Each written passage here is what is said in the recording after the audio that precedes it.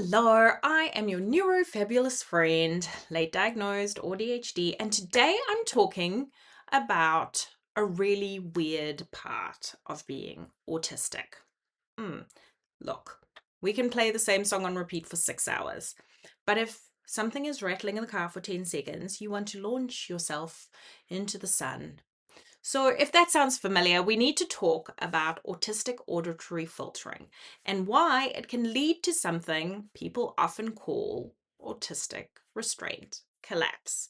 So, today we're talking about two new concepts, and I've taken some time to do the research so you don't have to.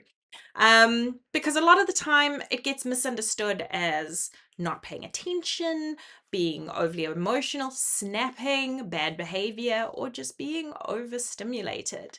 But the research actually tells a much deeper story.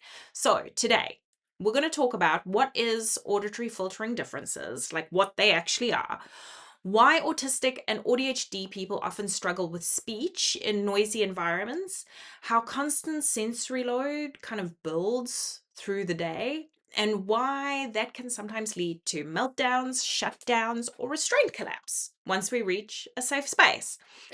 We'll also talk about what that can look like specifically for AuDHD adults because that conflict can be like really tricky, especially if, like me, you're a parent or someone living in a really busy household.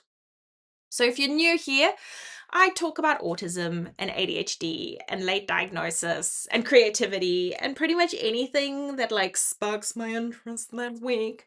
I'm also someone who works professionally in like safety and systems thinking. So I tend to look at neurodivergence through both a lived experience lens and a research lens. And honestly, understanding the science behind sensory processing was one of the things that helped me stop thinking I was just really bad at coping and why am I snapping for no reason? Like, there is no reason that I should be snapping right now, but that's not true.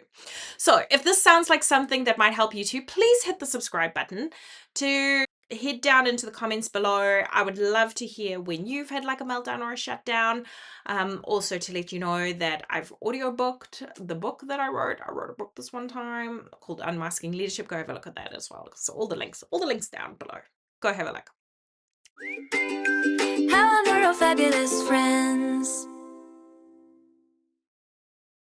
So let's get started. What is autistic auditory filtering? Like, actually. So when people talk about autistic sensory differences, they focus on kind of disliking loud noises or, sudden startling noises. But auditory processing in autism is actually much more complex than that.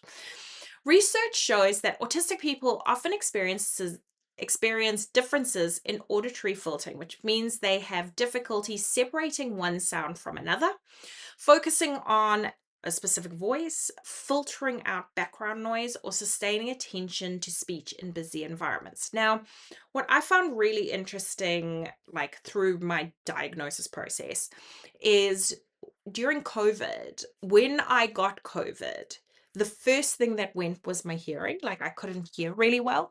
And I was so glad because it was so much quieter. And I was just like, this is fantastic. So now, like, my loss of hearing is actually like my tell for COVID symptoms. I know, ridiculous. But when I get upset or angry, my ears also heat up. Also, like, it makes me think of like when you've been talking on your phone for too long and like it heats up. Like that's how they feel. They get really painful. Or if there's too much loud noise, they also get really painful like that, but they heat up. Or if I'm really upset, like if I'm upset about something, like emotionally distressed about something, like they heat up like so weird. I don't know why my ears are so weird. I don't know. Anyway, in neuroscience, this is called auditory scene analysis. And it's where your brain kind of processes the information into separate multiple sound streams. So for example, imagine being in a cafe. A neurotypical brain can automatically focus on the person sitting in front of them, but the autistic brain may process the coffee machine and then two conversations behind you, and the music in the background, and the spoon hitting the cup or hitting someone's teeth, someone walking past, then the person speaking to you, all at the same time, not in a sequence, not at the same time, but all at the same time. That dramatically increases listening effort almost immediately. So what the research says, large longitudinal studies have found that auditory processing differences in over 70% of autistic children across development. And a major meta-analysis also found that, now this is a new word for me, so let's work on it together. Hyperacusis, meaning reduced tolerance to everyday sounds, occur in roughly 41% of autistic people currently and up to 60% across the lifespan. Interesting. So it's not rare. It's actually really common in autistic people. So if you've ever been told, you're not listening, you just need to focus, you're being rude, when you genuinely couldn't process what someone was saying, let me know in the comments. I really want to know. You're really not alone. All right, so why auditory filtering uses so much energy? So another piece of the puzzle is cognitive load. Listening in a noisy environment requires active brain effort. You constantly have to suppress background noise, track speech, fill in missed words, maintain attention, and regulate your emotional response to the environment. So for autistic people, this can require significantly more effort. There is also evidence that autistic people show differences in sensory gating, and sensory gating is the brain's ability to filter incoming sensory information. Studies looking at auditory evoked responses suggest that autistic people may show reduced sensory gating, meaning more information just passes through. So instead of filtering noise out early in the system, the brain still has to process it, which is exhausting. Absolutely fucking exhausting. And it's why the rattle in the car. Actually, you know what? Side story. We're down a rabbit hole. You're getting some of my ADHD at the minute. Cool. So in the mornings, when I come into the office, there is a ringing, like a diddly, diddly, diddly, but it's quiet. And I can hear it. And I have walked around the house, and it must be at the neighbors, but it is like it's driving me insane, and I can only hear it when it's super quiet in the morning, no other time, and it on repeat. But anyway, I will find it. If you want to stay involved in that story, please hit subscribe. I will come back to when I found the sound. Okay, anyway. So there is also research showing differences in heart rate variability in autism. So lower baseline heart rate variability suggests that the nervous system may have less parasympathetic regulation. So in plain language, that means the body has less capacity to recover from stress or sensory load. So throughout the day, the nervous system is gradually becoming more and more overloaded, which I find really interesting because I wear a watch to track specifically my heart rate variability because I know that it's not great. And up until I did this research today, I didn't actually realize it was associated to my autism. I just thought I was a child lumpkins and I needed to maybe stop eating all the snacks. But no, actually it's related to my genetic proclivities. So how this altogether leads to restraint collapse.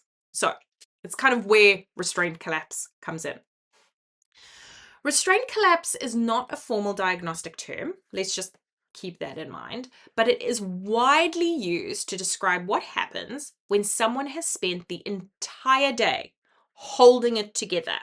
And that's often through masking, compliance, suppressing sensory reactions, social effort, and constant listening effort. So eventually, the nervous system runs out of capacity. When the person finally reaches a safe environment, or when their whole body just cannot keep it in anymore, the system releases it like off gases. And a release can look like a meltdown, a shutdown, irritability, emotional flooding, extreme fatigue. Many people describe this happening usually after school for kids, after work, or usually when they get home. And usually the research is also showing that it links early auditory processing differences with later behavioral dysregulation. So they're kind of tied together, suggesting that sensory load can accumulate over time, which I find. So, like any normal AuDHD adult, I can think of all of the times I've blown up at people, like when I'm like, stop doing that, or like, ah, or like, ah, and I like blow out. I don't mean to. I really don't mean to. And it makes me feel so guilty afterwards. But like I actually can't even I can't even control it. Like it's just like it explodes out of me. In South Africa, we have these like little seeds. They're like little popping seeds, and then you touch them and they go and that's how I feel. Like you just touch them and it goes pop. Anyway, so I can think of like all the times when I'm just like I'm so flooded that I actually can't contain it anymore. It just blows out of me.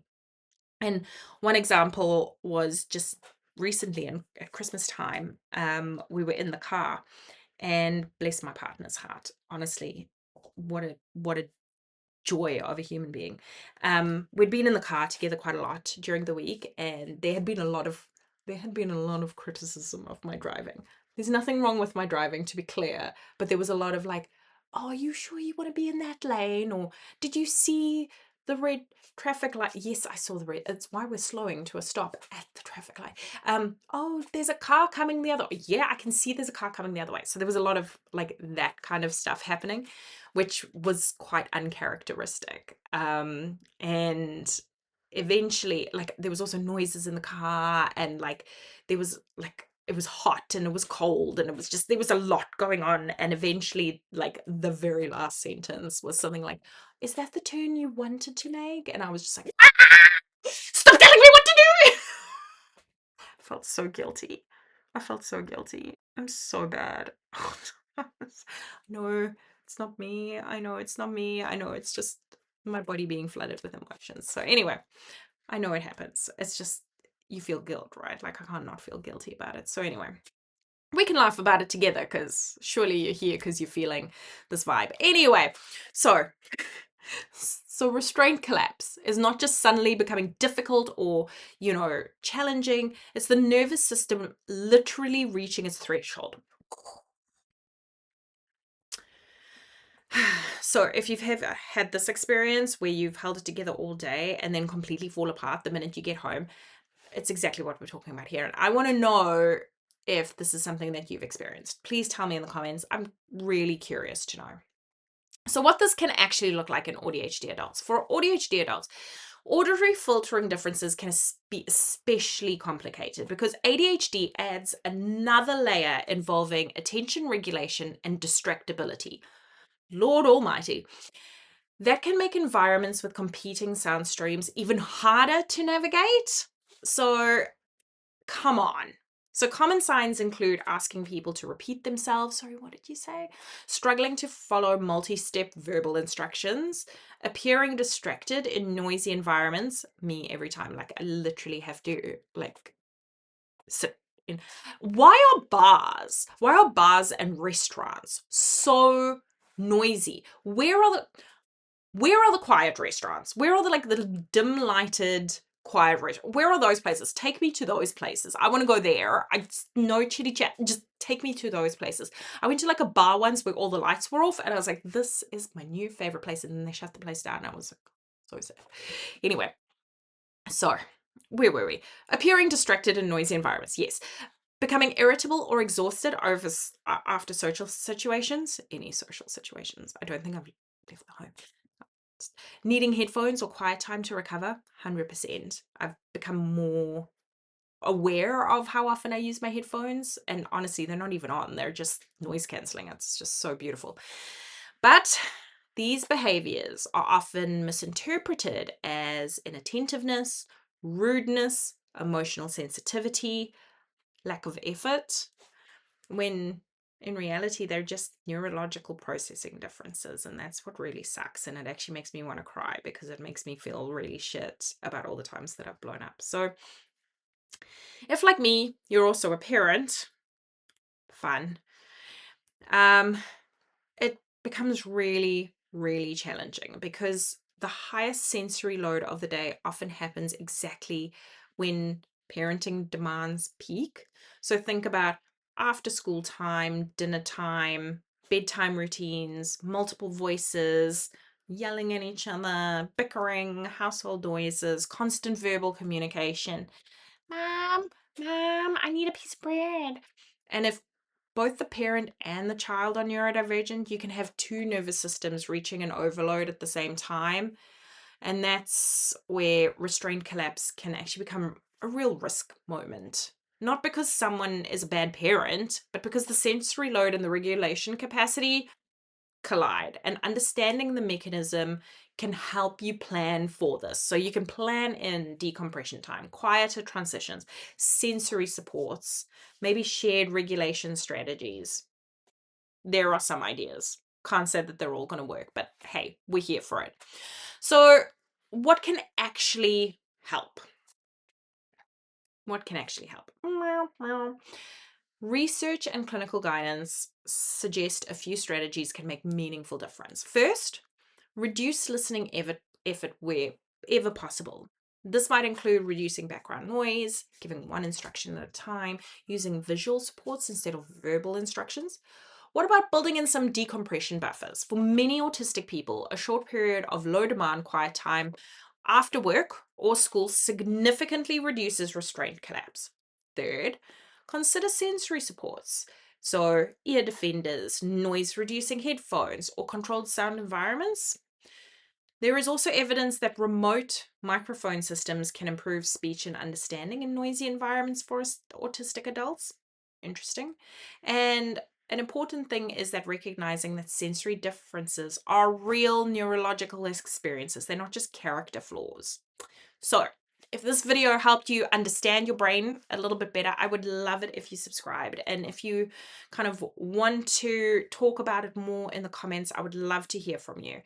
Which again makes perfect sense once you understand how autistic brains process information. Until then, take care of your nervous system, you neurofabulous little sausage, and I will see you next time.